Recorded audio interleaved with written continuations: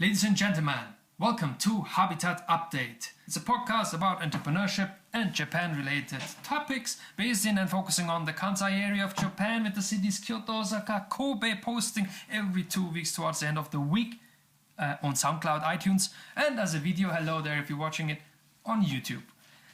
This is episode 12. My name is Tugi and here with me once more, Sabrina. Hello Sabrina, how are you? Hi Tugi, I'm doing great. Thank you for inviting me once more. It's a pleasure to be here today. Great.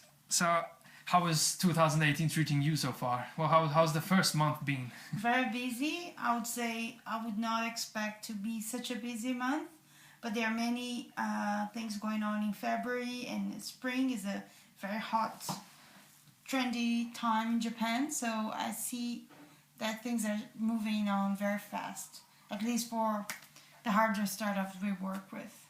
True, but in general, like now that you mention it, spring is probably more important to Japan than to the Western world, because with spring, with the golden week end of April, with the cherry blossom season, it's kind of like they're an additional new year where they cut off and start a new period, right? Yes, it's a metaphor for, I think Japanese see the nature very similar to human. So by the fact that I would say that traditionally the culture is very attached with the Shinto, humans and animals and the nature. They really feel connected, and they appreciate every season very well, considering what's going on in the nature. So for Japanese, I think the New Year is also one more good excuse, but then you have a few other events that will push things faster here. And the most interesting part, especially like as a startup, for instance, is it is reflected in your figures. Like for instance, our friends from Yamscroll. So Yamscroll, they have an app, a cooking app basically, and it is usually around New Year or events like the cherry blossom, the spring change in Japan, where people tend to make new resolutions. Like, oh, I'm gonna change this. I'm gonna change my eating habits. I'm gonna eat healthier, different, and that kind of like, well, it disturbs their routine, and it is very much reflected in such like cooking apps where you tend to have your recipes, but then you throw everything over and try something new. Yeah, well, I'm from Brazil. We are now in the summer in Brazil, but January is known as people are getting ready for the carnival, which happens usually in February, and it's the hot season when everyone goes to the gym. So gym memberships go really high. Oh yeah, gyms so I are think not that's good. everywhere. That's everywhere. No, it's everywhere, but it's something to keep in mind. Yeah. Like, and you see these trends and these developments in charts, and if you're not used to that, if you're not following in anything like that, you don't think about it. But once you see it, it's like, yeah, of course, it makes sense. Yeah. Let's go over to some news we have seen, read, which popped up recently. One of them would be, it's been circulating, it's been even featured on TechCrunch, the international page, was that Smart HR, a Japanese startup, raised a Series B, a second investment round of $30 million with 500 startups, Japan leading the investment. And that's a first for 500 startups, and it's a big deal for Japan, and that's cool. Yeah, it's a great job done by the 500 startups. They entered Japan not long ago, so I think both the management team and also the entire staff is doing a great job to reach out and find those precious startups with a great potential and provide the support so they can reach the next stages of their fund. So it's good. It's a needed output and buzz for the entrepreneurship ecosystem in Japan. We hope to hear more cases like those. Yeah, please. Let's moving on. Tech in Asia, as we usually mention, has this list of like rising startups in Japan, and then in this week's, or was it last week's post, it was 10 rising startups in Japan, and one of the featured one was Bertrand, based in Kyoto, known for Bento & Co. and Ship & Co. Raised like $900,000 from Spiral Ventures. That's cool, makes you kind of feel proud. He's from around here, but he's been around for a while. Yeah, and I think that's a result of a lot of work. Yes, and exactly. He's been hiring, so if you're an engineer or like you're around Kansai, Japan, he's been hiring, and he posted some positions, so let him know. he will be happy to get good candidates for the open positions. I'll post a link in the description, you can check it out. Then, one other thing you just sent me today, I haven't seen it yet, was that Crunchbase, the investment database by TechCrunch basically, released their global review for 2017 in terms of investments, venture capital. Yeah, they do have some highlights on global trends, but the main focus was, of course, the North American, Canada, and the US markets. Yeah. It's good to notice that they pointed out that seed and angel investments have not grown much, and less startups are getting funded. That means the ones that are in later stages mainly have been funded. I didn't see much. I have to check what would be Japan in this entire thing, and I really like to follow up on what those reports that are global that sometimes have a lot of data on about China, because you see the main Chinese investors are there, but I don't see many players from Japan. Well, I would say probably the results from 500 startups will be part of this global. 500 startup was one of the top investors in angels. In general, yeah. So it's kind of hard to say unless you have the data from specific countries. It's hard to see how much of Japan is actually affecting those results. I would risk to say not much, because Japanese startups are not on TechCrunch, Crunchbase, or Angel Investor. Not all of them are listed. Not many of them, I would say. So if you're a hardware startup or any startup in Japan, why don't you check it out? Yeah. Do that. Be on a platform, and it's good for your first of all for your visibility, and second of all for the greater and good of everyone, because we get these kind of reports, and it helps everyone to understand how things are moving. Check it out. I'll put the link down in the descriptions of the video of the podcast, and you can look for yourself. Let's move on to our, we can choose. Let's jump into events. Great, that's my favorite session. My favorite session. We keep repeating some events, but anyway. Let's see, what kind of events have we been to recently in the last 2 weeks? There hasn't been that much. It's been a quiet month. So until the second week, it was kind of like the low season, and then it started, many events started popping up. Yeah, when we were reporting last time in the podcast, there were not many announcements yet, but now it's doubled. Yeah. But we had one event, both of us attended, and I was actually hosting the first Habitat Friday event, the very casual meetup for entrepreneurship interested people. And I was concerned not to get many people because it's something new, and yet I was surprised that quite a few showed up and many new faces. And we had some really good discussions. We had some spontaneous pitches and potential entrepreneurs opening the business and needed the kind of support we can give as ecosystem players.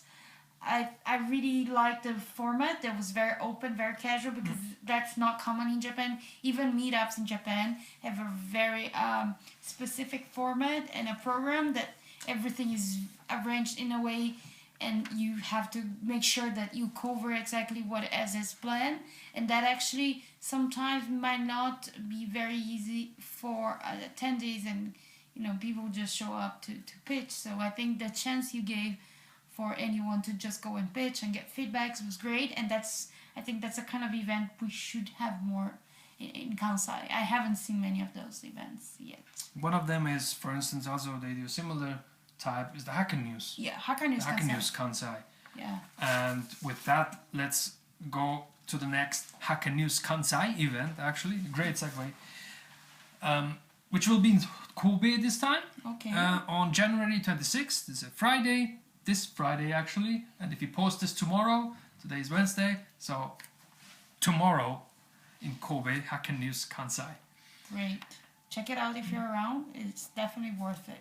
But before that, today, once this podcast is live, in the evening we have a next Monozukuri Hub meetup called New Year, New Challenges. Tell me a little bit about that. You have a huge plan laid out on the page, like several startups, like 50 speakers. No, really, we have It feels like the new year, new challenges are also about the topic we started talking before. This feeling was the year starts, everyone started working on a to-do list. And for students and local community, that might be a good opportunity for them to come and see what students are doing, because since we launched the Kyoto Makers Garage, we've had some students doing amazing projects, and also we will have 2 startups. One of them is Hope Light Power, who we interviewed a couple of times. Yeah. They are in Japan, arriving today. So Nicholas will be here to check the status of his project, and then he will join today's event. Real quick, if you are interested what Hoplite Power is about and what they think about Japan, go check out Habitat Update episode 2. They were the first guests we had, all 3 of the founders. Yeah. And that was really interesting. Go check it out. Yeah, so he came all the way from New York. And also we are going to have Mui. Mui, it's a Kyoto... Mui? Yeah. It's Mui. Yeah. Okay. Originally from Kyoto, who also has offices in the States. They are in the East Coast, in Boston area, I guess, who are working on solutions for smart houses. So I think from a hardware perspective, because those are the startups we've been focused on our Monozukuri Hub meetup, it will be about smart houses and smart cities, so very hot topic. Too many startups doing amazing products, but not much connected or really tangible. So if you read about the critics at the CES 2018, a lot of visionary future products, but people say nothing is tangible for now. Not much is tangible for now. So those are 2 examples of solutions that are tangible now. And also we have students, so entrepreneurship students from Kyoto Institute of Technology.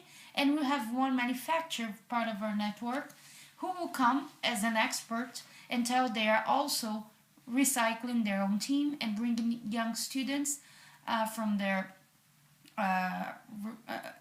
own network to learn new things. So they are doing a design thinking workshop with Sushi Suzuki from Kyoto Design Lab, and also they are going to join an Arduino crash course, and then we have hackathon. So we are trying to bring the new generation, who probably will be leading those teams in a few years, to learn different methodologies of what's going on in global trends. So I think the ecosystem supporters in our community have been very helpful, and they do make the difference.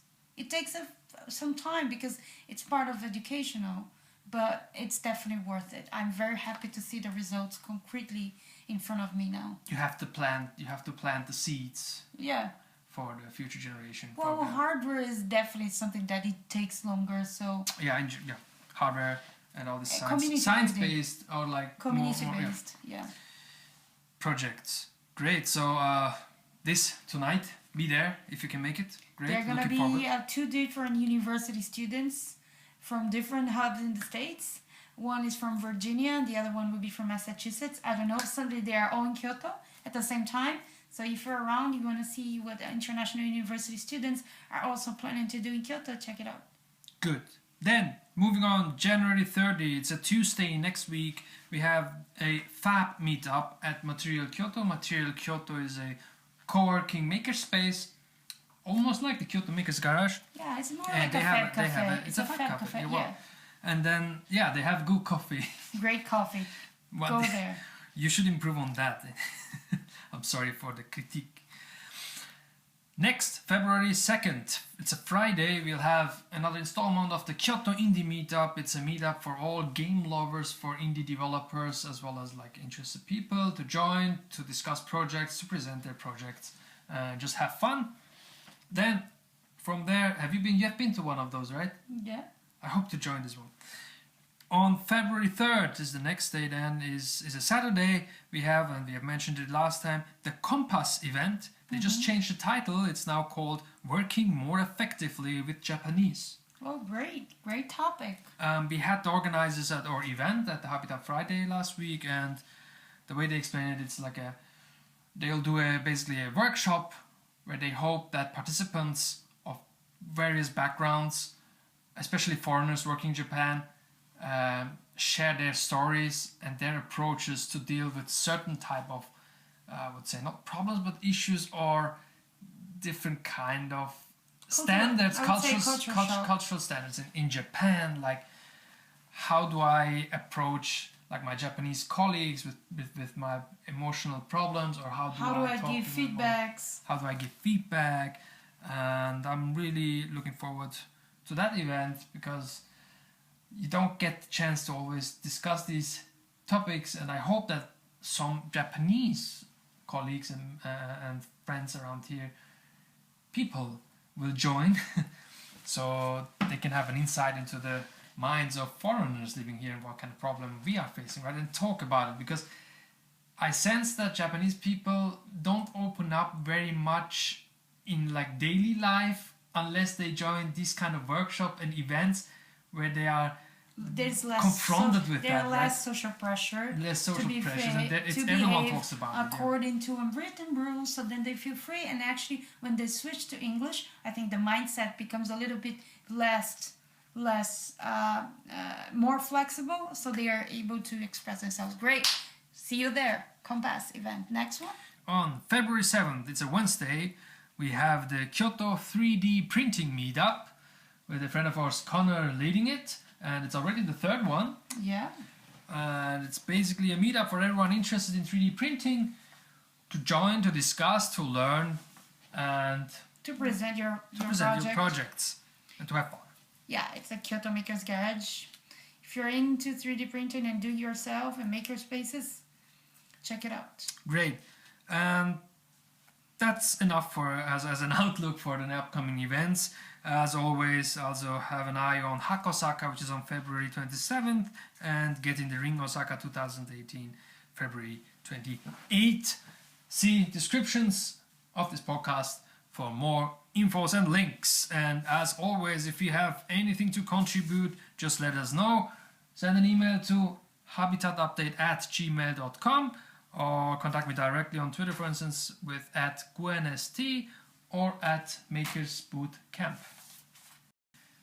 That's it for events. Let's move on to a topic that bothered me, made me think a little bit about today. It started with the fact that I had a little bit of time, so I was like, hey, let's look up some new articles, what's around, let's educate myself. And all the time, if you do that, you just, these days, you're overwhelmed with content.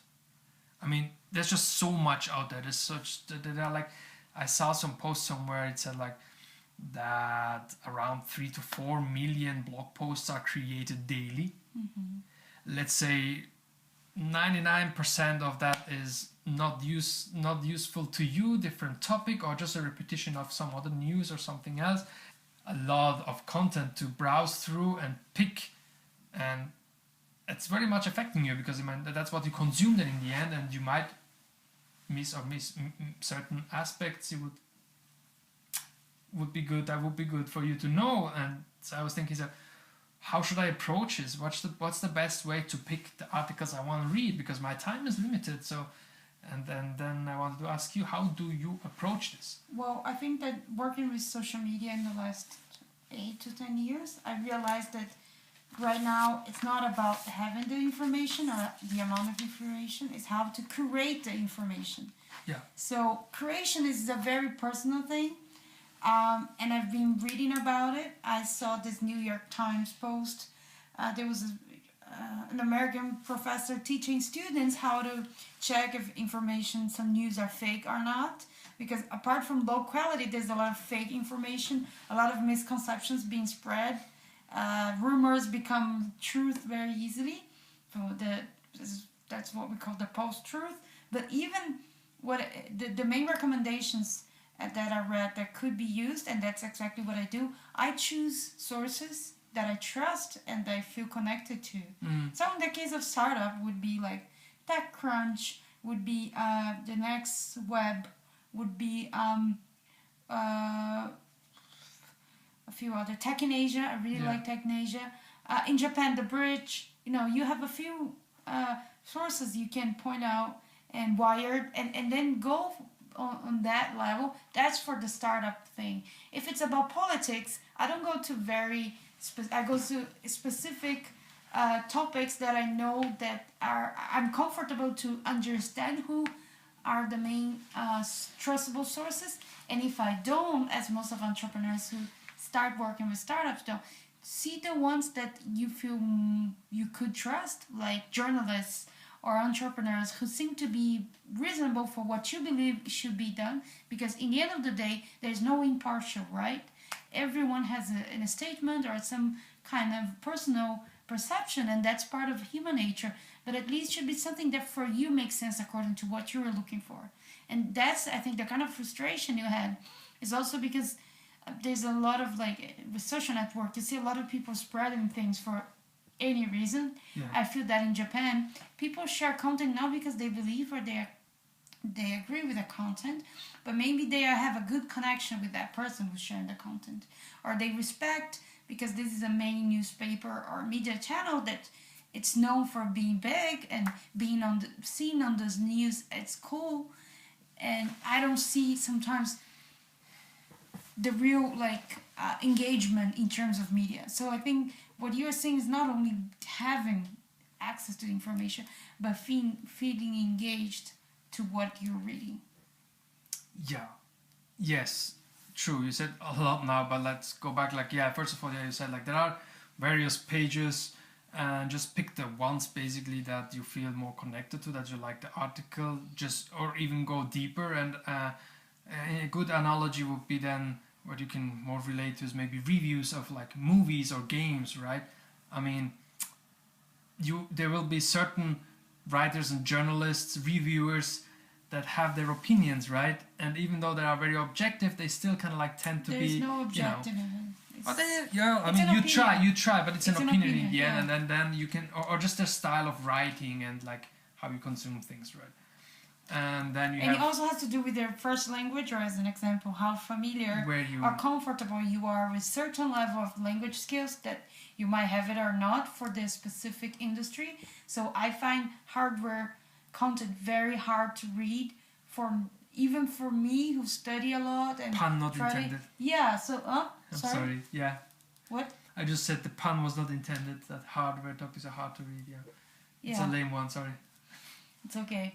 But if you feel that's too complicated, go to an easier to digest content. Find a place that is easier for you to understand, because in the end of the day, you want to get the news. You don't want to test your language skills when you're talking about specific. It's just about technical news. It's general content. Yeah, but it's not about testing your language skill. You have other ways to test it. If you're really just gonna, have a overview of what's going on and possible trends, go for sources that might help you to understand it in an easy way according to your language skills.